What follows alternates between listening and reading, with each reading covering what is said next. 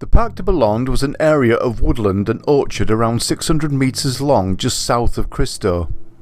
To the north of the area were dense trees. In the centre, to the south of the park, was an historic chateau. The lady of the chateau, the Lady La Maigre de Menil, lived there with her husband and 4 daughters throughout the war. She kept a diary of events.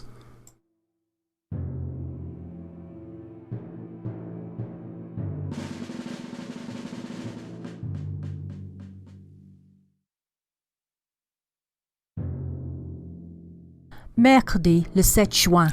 Wednesday the 7th of June. Cloudy skies. A motorised German squad is under cover along a hedge at the exit from the Parc de Boislonde. English aircraft are circling over Tilly and then drop their bombs. The Germans are in headlong flight in groups of 3 or 4 in the direction of Caen. Tilly is destroyed, on fire. I can see that the English are in Audrieu and Le Pont Roque.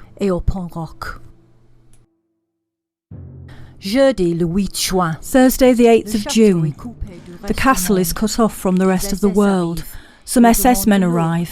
They demand water, cider, milk, and they kill the chickens. Just after noon, 4 German soldiers ask for something to drink. They are part of the crew of a panzer in position. They are almost dead from exhaustion and fatigue. An hour later, aircraft are circling overhead, and a terrible barrage can be heard from the direction of Menil-Patry. Later in the afternoon, the village was completely levelled. Friday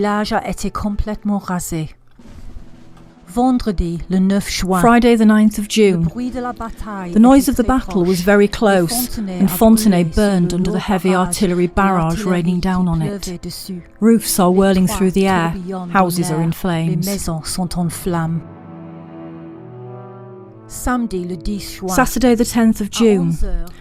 At 11 a.m, with Germans coming and going outside, the windows of the Château de Boislonde were blown in by artillery fire and a huge section of the facade was destroyed. Sunday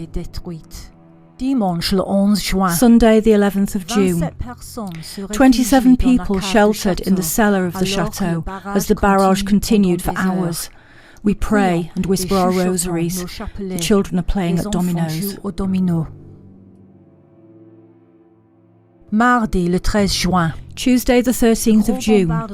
Heavy shelling started in late afternoon. 10 Germans arrived to take shelter with the locals in the cellar of the chateau. Over 200 people sought cover in the local lime kilns. Friday the 16th of June. Roger is taken out by the Germans at 5 a.m. to dig a shelter in the woods. An officer shows up. I want 2 messieurs for work. 4 men go off and work the whole day, digging the hole, cutting down trees, sawing off branches to build a solid shelter. At noon, a shell explodes near to the cellar window.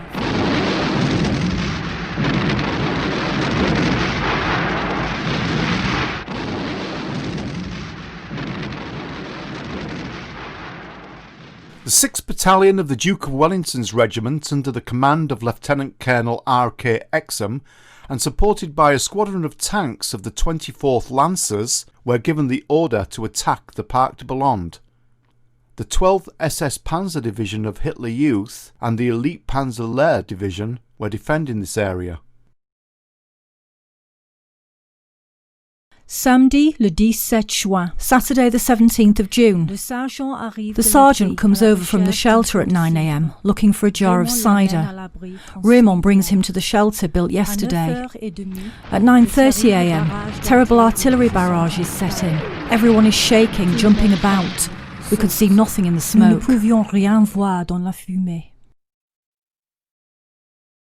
The undergrowth was unusually thick, making silent movement impossible, and the trees creaked in the wind in ghostly fashion.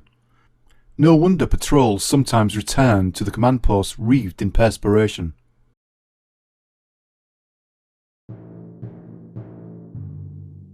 British artillery hammered hard into the German defensive positions. As the barrage moved forward, the tanks gradually started to pull ahead of the infantry, who, in turn, were suffering increasingly from snipers who had survived the initial onslaught.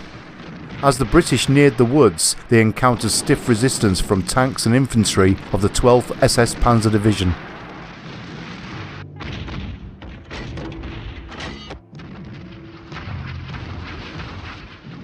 1400 hours.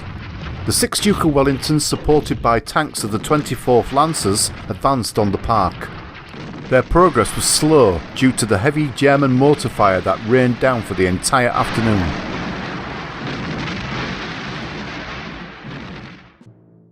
À 2 heures de l'après-midi. At 2 p.m, rifle fire, salvos, engine noise and a shout.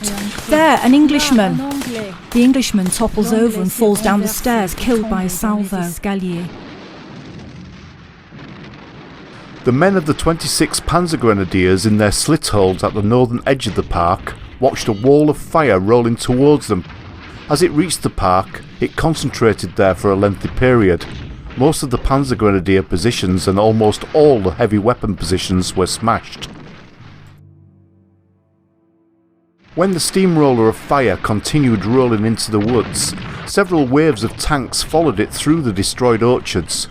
Behind them strolled the infantrymen openly across the terrain, hands in pockets, cigarettes between their lips. Fire from some outposts that were still battle ready forced them into cover. The 6 Dukes fought the survivors with tanks and artillery, then pushed the attack forward and broke through. Violent hand-to-hand combat erupted. When the resistance had been broken, the Dukes advanced to the southern edge of the woods, and there they stalled under the fire of the reserve company, the 16th Panzer Grenadiers and the German artillery. Au-dessus de nous, above our head, we hear the noise of running feet, confusion, salvos. A hand grenade explodes very close by. Don't shoot! Civilians! Civilians! Georges walks outside. The English are suspicious. 15 soldiers are there, faces blackened, the helmets covered with twigs, bayonets at the ready. We are 31 civilians and 7 German soldiers. All right, children come up first. Each one grabs a blanket and mounts the 15 steps from the cellar. An English soldier stands on each second step with a bayonet or machine gun. We have to sit down behind a coach house. These soldiers have an embroidered bear and the words Duke of Wellington sewn to their upper sleeves. One of them is from Sheffield, the others from Manchester.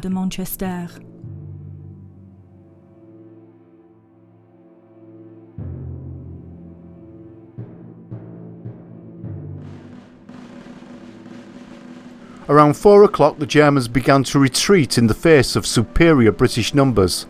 Eventually the woods were cleared of Germans. About 30 men of the 12th SS had been taken prisoner, with many more killed or wounded. About 50 British had also been killed.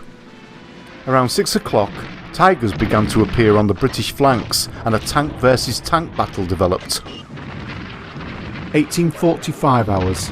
7 German tanks were reported on the left flank, and the situation began to look critical as Allied anti-tank guns experienced difficulty getting into a good firing position. À 7 heures du soir, at 7 p.m, the English allow us to return to the chateau. There is nothing left of the trees in the park.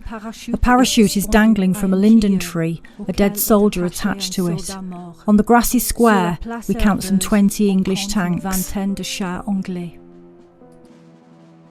After stiff resistance, the British took control of the Parc de Boislonde. As night fell over the ruined chateau and the shattered parkland, the armour withdrew, leaving the 6 Dukes to consolidate their position. But inexperience showed, and preparation for the inevitable counterattack was not as thorough as it should have been.